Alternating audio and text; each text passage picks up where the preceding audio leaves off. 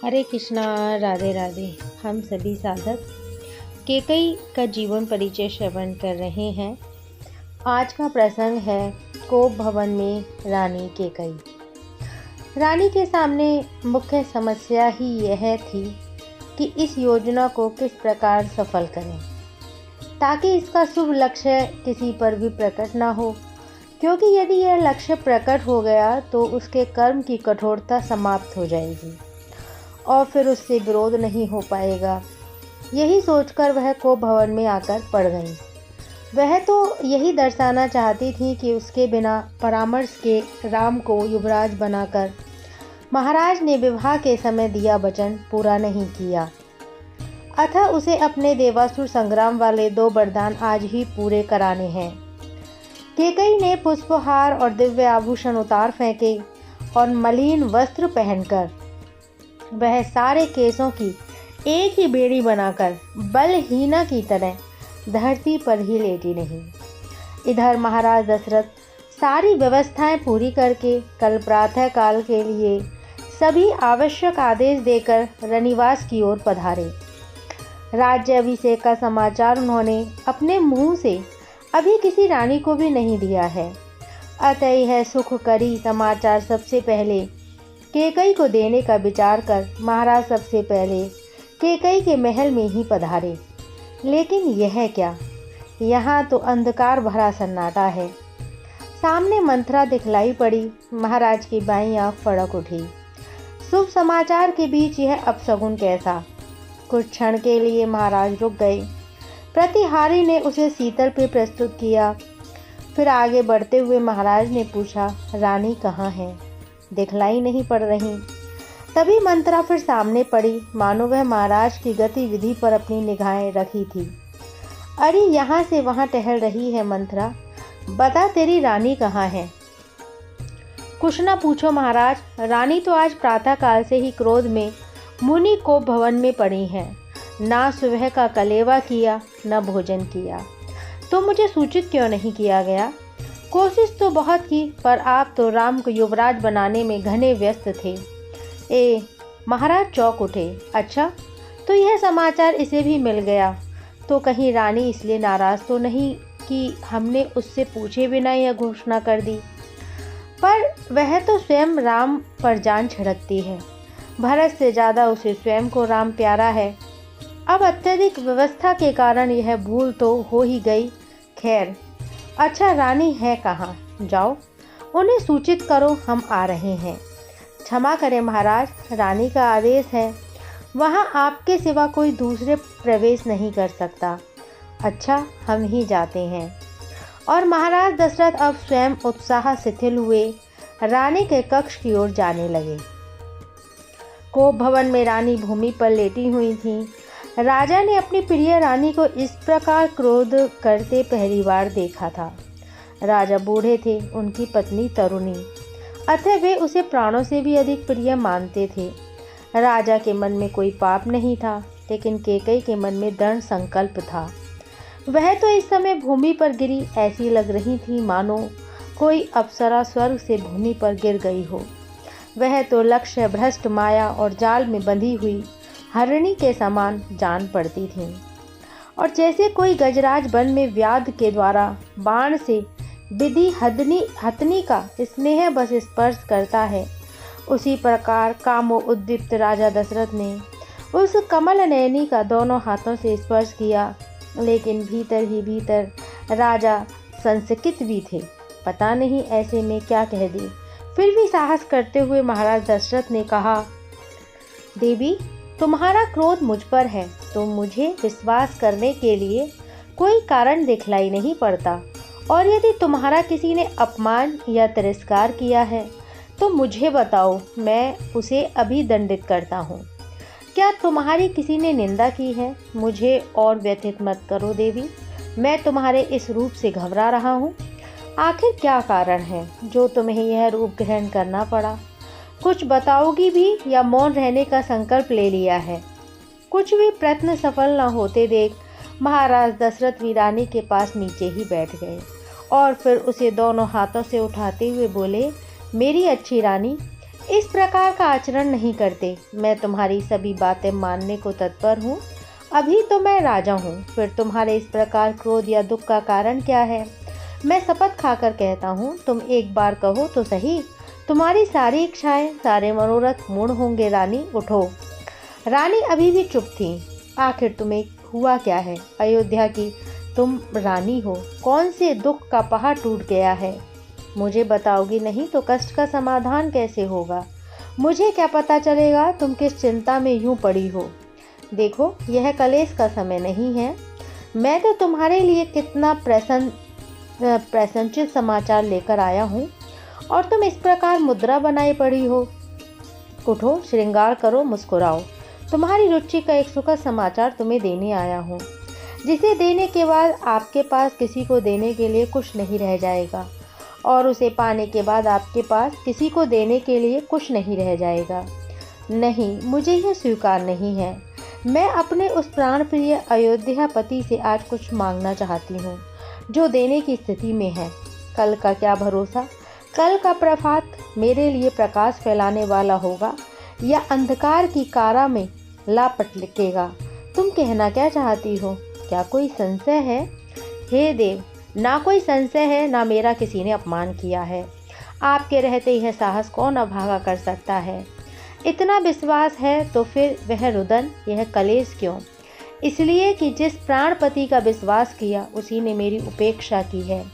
भला कैसे? तुम्हें यह संदेह कैसे हुआ? आपको याद है देवासुर संग्राम की वह संध्या, जब अपने डूबते सूर्य को साक्षी देकर मुझे 2 वरदान दिए थे? हाँ, क्यों नहीं, अभी भी याद है। और यह वरदान अभी भी तुम्हारे पास है। उसी तरह स्मृत तुम मांग सकती हो। हाँ, वही वरदान मांगने का सुअवसर आज आ गया है, और मैं तुम्हारे कहे वचनों को पूरा करने की क्षमता रखता हूँ। रघुकुल की परंपरा के अनुरूप तुम्हारी मुँह मांगी बात पूरी की जाएगी। देख लीजिए महाराज, फिर ना कहना यह क्या मांग लिया। नहीं, कुछ नहीं कहूँगा, लेकिन इस तरह नहीं। मैंने वे वरदान अपनी प्राण प्रिय रक्षिका पत्नी कैकेयी को दिए थे, एक विक्षुब्धा, संकुचित और संशयी नारी को नहीं। तुम्हें वरदान मांगने के लिए उसी भावना के अनुकूल प्रसन्न मना होना होगा। उठो, श्रृंगार करो, अपने उचित आसन पर विराजो और इसे अपने अधिकार से मांगो। यह याचना नहीं है। वरदान तुमने अर्जित किए थे, इसलिए स्वाभिमान से मांगो। मैं वचन देता हूँ, तुम्हारा कथन पूर्ण होगा। महाराज दशरथ से इस प्रकार आश्वस्त होकर विजयी सर्पिणी सी रानी ने उससे कहा, हे राजन, जब आपने मुझे वर देने का संकल्प किया है, तो मैं भी देवताओं को साक्षी करके कहती हूँ कि उचित वर देना ना चाहे तो मेरा कोई आग्रह नहीं है। अब तुम पहेलियां मत बुझाओ रानी, और मांगो, मांगो, वरदान मांगो। रघुकुल का राजा दशरथ अपने कुल की मर्यादा को साक्षी करके कहता है कि तुम्हारा कथन सत्य होगा। तो फिर महाराज, कल पुष्प नक्षत्र में जहाँ श्री राम के राज्य अभिषेक की तैयारी की गई है, इस अभिषेक में राम के स्थान पर मेरे पुत्र भरत का युवराज पद पर अभिषेक किया जाए। यह तो इतनी बड़ी बात नहीं थी रानी, तुम जानती हो मेरे लिए राम और भरत दोनों एक समान हैं। राम ज्येष्ठ हैं, इसलिए नीति के अनुसार मुझे राम के युवराज पद के बारे में भी सोचना चाहिए था। फिर भी यदि तुम कहती हो कि भरत को युवराज बनाया जाए, तो इसमें किसी को क्या आपत्ति हो सकती है? जैसे भरत वैसे राम। मांगो, दूसरा वर मांगो। तुम्हारी यह अभिलाषा पूर्ण हुई और हृदय से स्वीकार हुई। महाराज, दूसरे वर में मेरी कामना है कि धीर स्वभाव वाले श्री राम तपस्वी के भेष में बलकल और मृग चर्म धारण करके 14 वर्ष तक दंड कारण्य में जाकर रहें, ताकि भरत निष्कंटक राज्य कर सकें। मैं आज ही राम को वन की ओर जाते देखना चाहती हूँ। जहाँ महाराज को पहले वर से कोई चिंता नहीं हुई थी और सहज ही उन्होंने रानी का प्रस्ताव स्वीकार कर लिया था, किंतु दूसरा वरदान सुनते ही वह प्रसन्नता अकस्मात लोप हो गई और महाराज दशरथ मौन, स्थवत और अवाक रह गए। रानी के कक्ष में आने से पहले जो ही मंत्रा सामने पड़ी, महाराज को अपशगुन का संदेह हुआ था और अब वह रानी कैकेयी के दूसरे वर से सामने आ गया। वे भ्रमित होकर सोचने लगे, यह मुझे स्वप्न दिखाई दे रहा है या मेरे चित्त का मोह है, मन का कोई उपद्रव तो नहीं। फिर कुछ संयत होकर महाराज दशरथ ने रानी की ओर नीरस दृष्टिपात करते हुए कहा, रानी, वर मांगते हुए तुमसे कोई भूल तो नहीं हो गई? एक बार फिर विचार कर लो, तुम अपने प्रिय राम के लिए वनवास मांग रही हो। रानी अविचल थी, बोली, मैंने बहुत कुछ सोचकर ही यह निश्चय किया है। अब तो महाराज ऐसे व्याकुल हो गए जैसे कोई हिरण शेरनी को देखकर मृत्यु से साक्षात्कार कर लेता है। भूमि पर अर्धचेतन महाराज लंबी सांस खींचते हुए बोल उठे, धिक्कार है तुझको, तूने समस्त मर्यादा भंग कर दी। भरत का राज तिलक तो तुम्हारी सहज मांग थी, मुझे कोई आपत्ति नहीं थी। 4 पुत्रों में से चारों ही तो राजा नहीं हो सकते थे, किसी का चुनाव तो करना ही था। तुम भरत की मांग करती तो भरत को बना देते, लेकिन राम के वनवास की शर्त कहाँ का न्याय है। क्षण भर को कैकेयी विचलित हो गई। यह मानती है कि निश्चय ही भरत के राज तिलक के विकल्प में राम को वनवास अवश्य गलत है, लेकिन जिस उद्देश्य से वह वनवास मांग रही है, राजा इसकी कल्पना नहीं कर पाएंगे और इसे सारे दोष की भागी वह होंगी। उसके मन में विचार आता है कि यदि वह राम के वनवास के प्रश्न को फिलहाल टाल दे और विचार विमर्श करके बाद में राज्य की ओर से दानवों के दलन की नीति तैयार कराए, जिसका दायित्व राम को दिया जाए, तो अब वह धर्म संकट में थी, क्योंकि जब महाराज अभी मोह से मुक्त नहीं हो पा रहे तो क्या वे बाद में राम को भेज पाएंगे। इस समय तो उसके बाद वर रूपी ढाल है, जिसका उपयोग करके वह अपनी योजना को क्रियान्वित कर सकती हैं, लेकिन इसके बाद सीमा पर हो रहे उपद्रवों को शांत करने के लिए उसके पास कोई चारा नहीं रहेगा, क्योंकि अब चारों तरफ से अपनी विजय निश्चित करके रावण का अगला कदम अयोध्या को अपनी सीमा में लेना ही हो सकता है। उस पापी के आतंक से आर्यवर्त को ही नहीं बचना, बल्कि सारी मानव जाति की रक्षा के लिए उसका नाश आवश्यक है। कैकेयी मन ही मन अपने लक्ष्य पर दृढ़ हुई। अपनी पीड़ा वह जानती थी, इस समय उसे संयत ही रहना था। रानी को इस तरह चुप देखकर महाराज के साहस का बल टूट गया। वे समझ गए कि यह हठी रानी अपनी जिद पर अड़ी है। अतः वे अत्यंत निराश और दुखी होकर बोले, मेरे हृदय को कष्ट पहुंचाकर मुझे भीतर तक दुखी करके तू प्रसन्न है। मैंने भूल की जो तुझ में एक देवी की मूर्ति देखी, तू तो कुल घातनी पुत्र हंता बन रही है। जरा सोच, राम ने तेरा क्या बिगाड़ा है। महाराज दशरथ को तो स्वप्न में भी यह ख्याल नहीं आ सकता था कि यह रानी समुचे आर्यवर्त के रक्षार्थ अपने स्नेह को, भावना और निष्ठा को दांव पर लगा रही है। कितना बड़ा बलिदान कर रही है। महाराज के प्रतिदान में मिलने वाले कटु शब्दों रूपी बाणों को सहन कर रही है। कितना मजबूत कलेजा है इसका। नहीं, महाराज इस दहा तक नहीं पहुँचे।